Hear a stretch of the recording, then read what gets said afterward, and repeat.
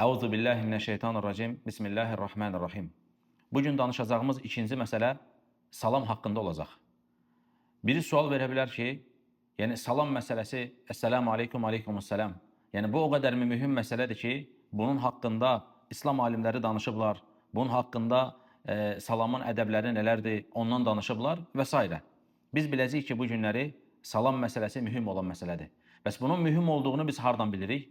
Peyğəmbərimiz sallallahu aleyhi və səlləm Mədinəyə daha ilk gəlib çatıb. İnsanlara ilk nəsihətidir. Sahabə deyir ki, Allah Resulü sallallahu aleyhi və səlləm insanlara dedi ki, ey topluluq, bir-birinizin arasında salamı yayın. İnsanları yedirdin və insanların yatmış olduğu bir zamanda siz namaz qılın. Sonra ey Allahın Resulü, sonra salamatlıqla cənnətə daxil olun, dedi Muhammed sallallahu aleyhi və səlləm. Hətta salam məsələsi Allah Subhanahu və Teala'nın öz əzəmətli kitabında xüsusi olaraq bizə bildirmiş olduğu bir məsələdir. Hətta möminlər cənnətə daxil olacaqları zaman mələklərin onlara demiş olduğu ilk şey nədir? Selamun aleykum, sizə salam olsun. Tibtum fədxuluha xalidin. Siz orada əbədi qalmaq üzərə ora daxil olun. Həmçinin Allah Subhanahu və Teala başqa bir ayədə səbr etdiyinizə qarşılıq sizə salam olsun. Təsəvvür edin ki, subhanallah, salam eşitmək, salam vermək bu qədər önəmli bir məsələdir. Yəni Allah Subhanahu və Teala başqa bir ayədə buyurur ki: "Və izə cəəkəllezîne yu'minûne biayətinə." Ayələrimizə iman edənlər sənə gəldikləri zaman fəqul selamun aleykum. De ki, sizə salam olsun.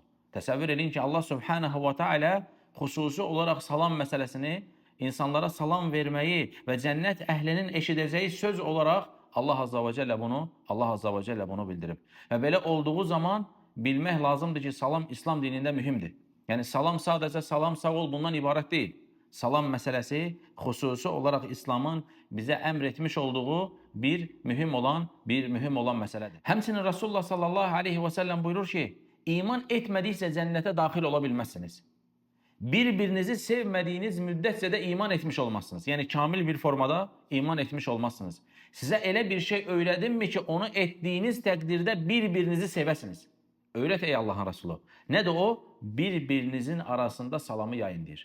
Təsəvvür elə, deməli salam vermək, salamı yaymaq insanların bir-birinə olan sevgisini artırır. Bu Rasulullah sallallahu aleyhi və səlləmin xəbər vermiş olduğu bir məsələdir. Həmçinin salam o qədər mühüm bir məsələdir ki, Allah Resulü sallallahu aleyhi və səlləm xəbər verir ki, əgər sən bir topluluğa salam versən, həmin o topluluq sənin salamını almasa, onlardan daha təmiz olan, onlardan daha pak olan topluluq, yəni mələklər həmin o salamı alırlar. Təsəvvür elə, yəni sənin salamın havada qalmır. Mütləqdir ki, əgər o topluluq sənin salamını almasa, onlardan daha xeyirli olan mələklər o salamı nə edəcəklər? O salamı alacaqlar. Yəni bu məsələ bu qədər mühüm olan, İslam dinində bu qədər fəziləti olan bir məsələdir. Ona görə sən bir topluma salam verdiyin zaman, o toplum ki, sənin salamını almır, bundan dolayı kədərlənmə.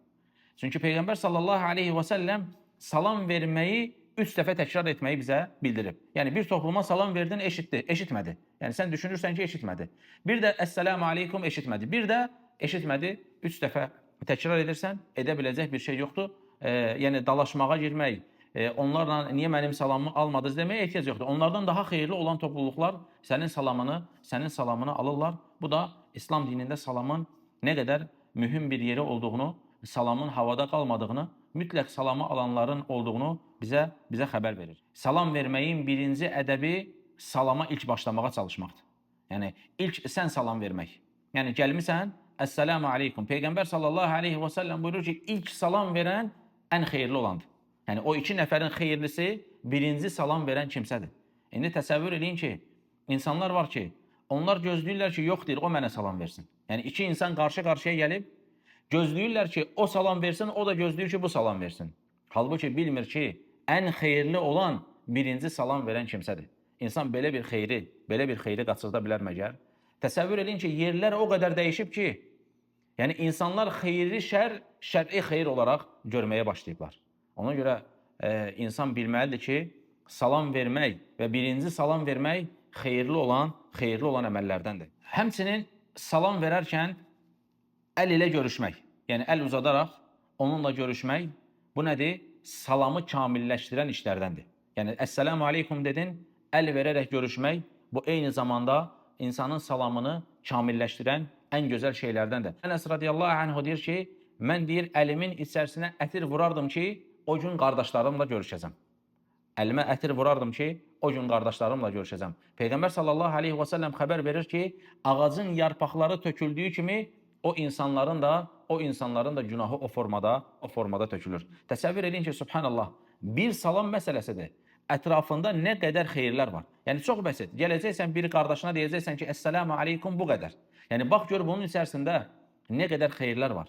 Yəni insan bilmədiyi zaman özünü bu qədər xeyirli şeylərdən məhrum edir. Bilmədiyi zaman özünü xeyir olan şeylərdən bərabərində uzaqlaşdırmış olur. Həmçinin alimlər buyururlar ki, salamı əllə verib görüşmək, qardaşına "Əssalamu aleykum" demək insanın qəlbini yumşaldan işlərdəndir.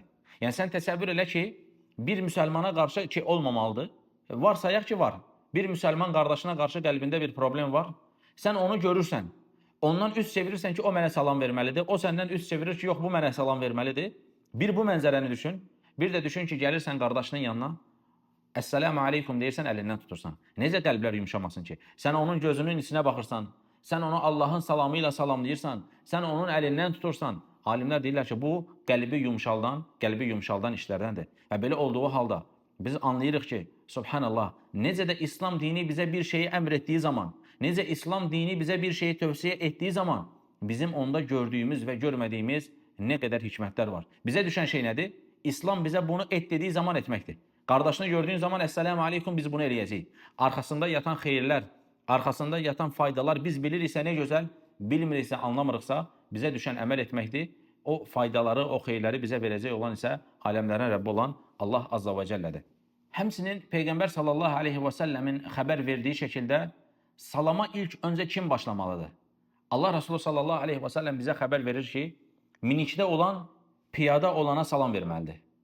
Keçib gedən insan orada olan topluluğa salam verməlidir. Həmçinin az olan topluluq, çox olan topluluğa salam verməlidir. Təsəvvür edin ki, bunun belə bir sıralaması var.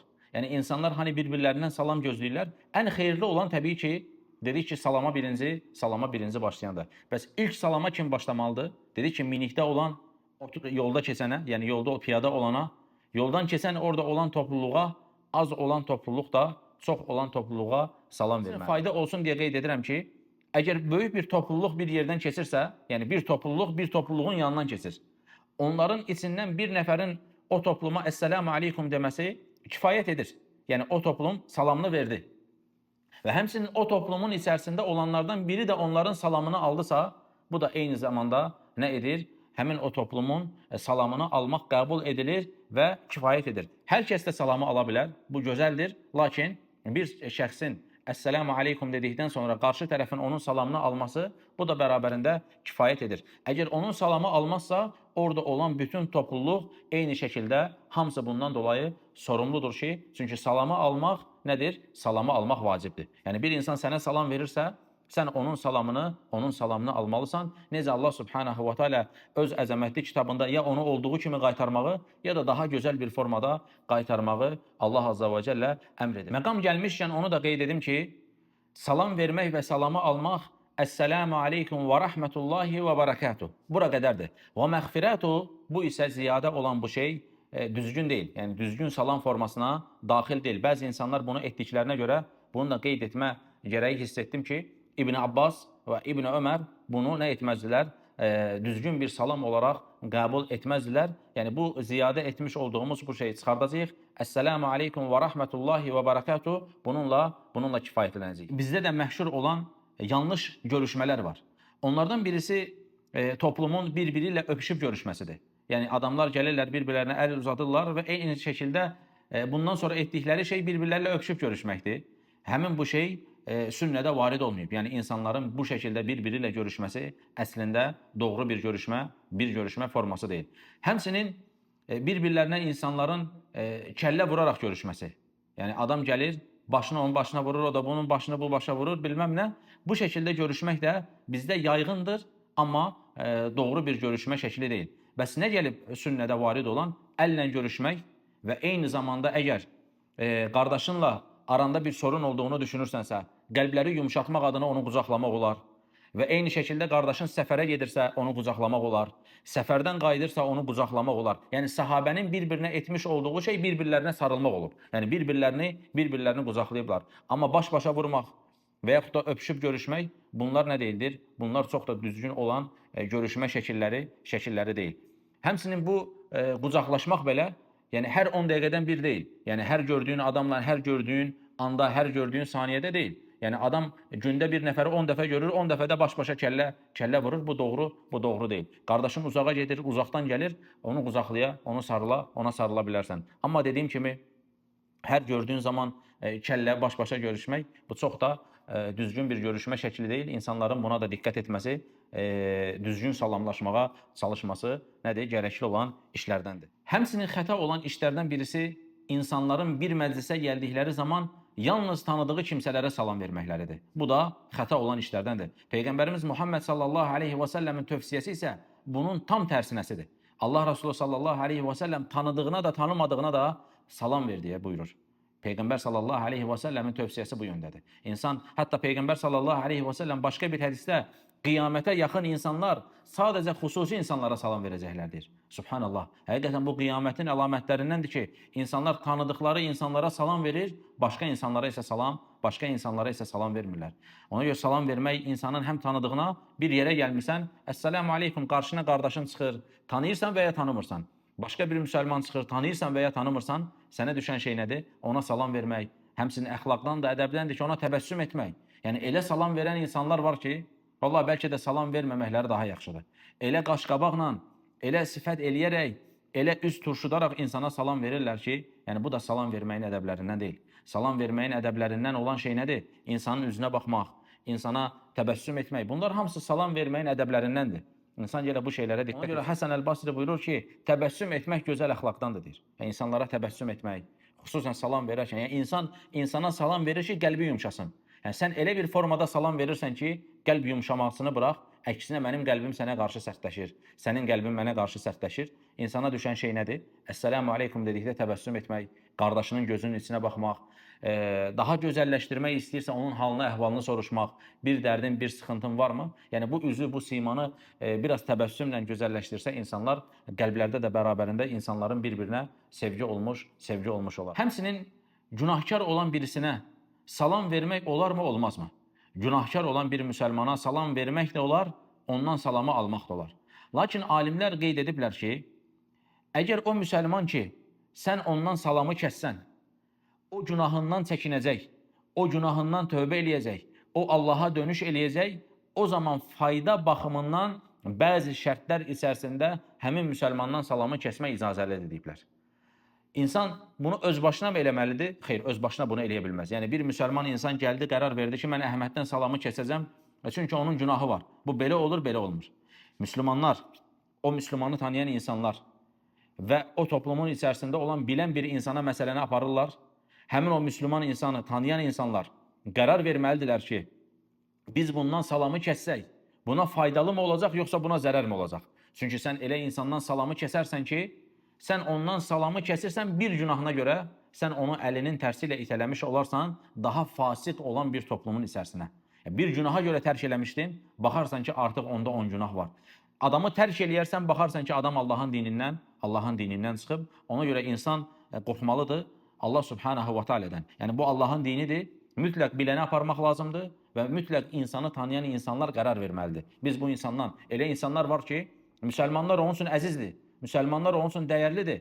Ondan salam kəsildiyi zaman bu insanın dünya başına yıxılacaq və sonra dönüb müsəlmanların yanına Allaha tövbə etdiyini, günahı tərk etdiyini bəyan eləyəcək. Necə ki, Peyğəmbər sallallahu aleyhi və səlləm sahabədən salamı kəsdiyi zaman, nə zaman ki onlar geri qalmışdılar, Allah Resulü aleyhissalatu və səlləm salamı kəsdi. Allah Resulü sallallahu aleyhi və səlləm müsəlmanlara o kimsələrdən salamı kəsdirdi.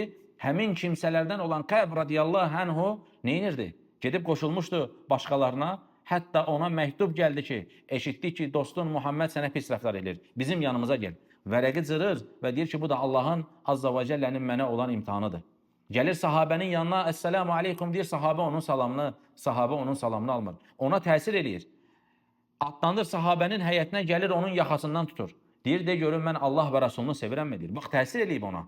Deməli, elə kimsə var ki, sən ondan salamı kəsirsən, bu ona təsir eləyir və bərabərində Allaha olan tövbəsini, müsəlmanlara olan sayğısını, müsəlmanlara olan dostluğunu nə edir? Hər ortamda dilə gətirir, hər fürsətdə dilə gətirir. Amma elə insanlar var ki, necə bütün peyğəmbərlərin ortaq bir sözü var, utanmadıqdan sonra istədiyini et. Adamda bir həya yoxdur, adamda bir abır yoxdur. Sən ondan salamı da kəssən, müsəlmanlar ondan salamı da kəssə, adamın qorxacağı, adamın itirəcəyi heç bir şey yoxdur. Adamın belə bir hissi, adamın belə bir qəlbi yoxdur. Belə insanlardan salamı kəsdiyin zaman adam daha betər hala düşəcəksə və ya adam İslam'a yeni gəlib, sən ondan salamı kəssən, adam cahiliyyə dönəminə, şirk dönəminə geri dönə bilərsə, sən ondan salamı kəsə bilməzsən. Bu da fayda olsun deyə. Yəni bunun xülasəsi, bu qərarı verəcək olan kimsə sıravi olan müsəlmanlar deyil.